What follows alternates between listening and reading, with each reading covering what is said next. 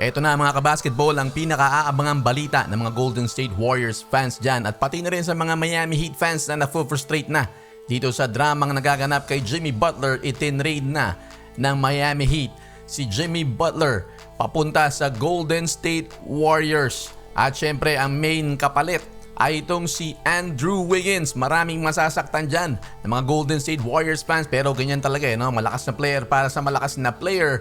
At hindi lang yan ang mga palitan. Kasama nitong si Andrew Wiggins, si Kyle Anderson at isang protected first round pick papunta dito sa Miami Heat. At si Dennis Schroeder din ay mapupunta rin sa Miami pero ipapadala ng Miami papunta naman sa Utah Jazz. At ang Detroit Pistons din ay parte nitong deal na ito para nga magkatugma-tugma at magkatapusan na. Yun ang masama, si Lindy Waters II ng Golden State Warriors ay malilipat na sa Detroit Pistons. Kasama rin si Josh Richardson galing naman sa Miami Heat. So para maganap ito, nagkasundo-sundo ang tatlo. Naghanap sila kung sino mga pwedeng magkasama-sama at magkatugma-tugma na para matapos na ang drama at naghahabol din sa mga trade deadline ang lahat ng kuponang ito, lalong-lalo na ang Miami Heat dahil hindi sila makausad-usad.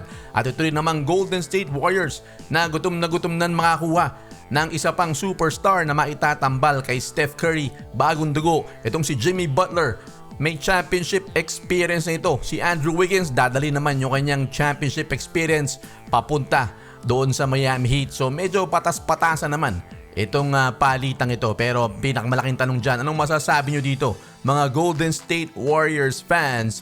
Dahil nababatikos ng lagi itong si Coach Steve Kerr at tumataas ang pressure sa kanya na mag-deliver. Si Coach Erik Spoelstra hindi masyadong ma-pressure no? Dahil wala naman siya magagawa ron Dahil yung kanyang star player ay umayaw na, nag-give up na, ayaw na sa kanilang kupunan. Samantalang itong si Coach Steve Kerr ay talagang maraming umaasa na ma-improve nila yung kanilang performance pero hindi nga yun nangyayari sa pagkuha nila kay Buddy Hield at sa kung sino-sino pa. Pero yun nga, sakripisyo ang isang batang player na Lindy Waters III at ang kanilang main performer na consistent itong si Andrew Wiggins. At ano kayang maidudulot itong si Jimmy Butler? Makakabuti kaya ito sa Warriors? Hustle play, may depensa rin naman at maaasahan sa clutch moments meron ng isang go-to player uli. Ang Golden State Warriors na kayang gumawa ng sariling tira, yan ang siguradong maiaambag nitong si Jimmy Butler. Hindi lang nakuha si Kevin Durant dahil ayaw na raw bumalik ni Kevin Durant papunta sa Golden State dahil siguro sa mga fans doon na galit sa kanya. Pero yun nga, nagkatuluyan din, bumigay din si Jimmy Butler. Sumuko rin siya dahil gusto niyang mapunta naman sa Phoenix Suns. Wala rin siyang nagawa dahil business is business. Di naman pwedeng lahat ng gusto mo ay mapagbibigyan.